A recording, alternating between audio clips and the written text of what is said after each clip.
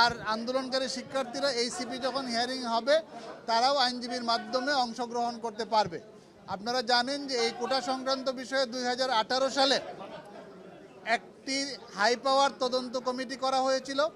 High power তদন্ত কমিটির মাধ্যমে 2018 সালে কোটা পদ্ধতি বাতিল করা হয়েছিল এবং সেই কোটা পদ্ধতি বাতিলের বিরুদ্ধে মুক্তিযোদ্ধার যারা সন্তান ছিলেন তারা এসে এই মামলাটা রিট পিটিশন দায়ের করেছিলেন।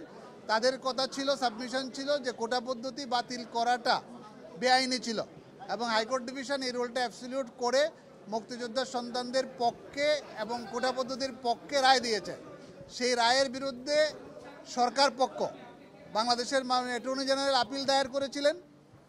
সেই আপিলটা শুনানির জন্য পেন্ডিং ছিল রায় পাওয়ার জন্য। আজকে এই ম্যাটারটাকে ফুল কোর্টে ফিক্স করে দিয়েছেন।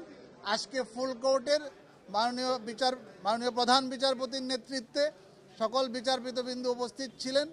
ওনারা সন্তুষ্ট হয়ে, আমরা খুব বেশি সাবমিশন দিতে হয়নি রাখি না, এই জন্য যেহেতু এটা পলিসি ম্যাটার, যেহেতু একটা সরকারের সার্কুলারকে হাইকোর্ট ডিভিশন থেকে স্টে করা হয়েছে, আইনগত এবং নীতিগতভাবে এই আদেশটা স্টে বা স্ট্যাটাস কো থাকে, এটাই হচ্ছে আমাদের এখনকার পর্যন্ত কনভেনশন অফ ল।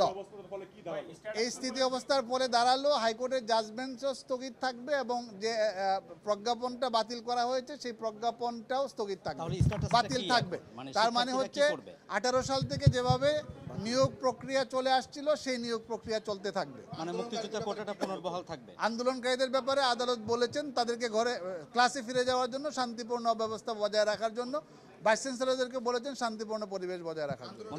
হাইকোর্ট ডিভিশনের যে কোনো রায়ের বিরুদ্ধে অ্যাপিলেট ডিভিশনে যাওয়ার অধিকার সবারই রয়েছে এবং যারা এই মামলার পক্ষে রায় পেয়েছেন তাদেরকেও কিন্তু চূড়ান্ত ফয়সালা অ্যাপিলেট ডিভিশন থেকেই নিতে হবে।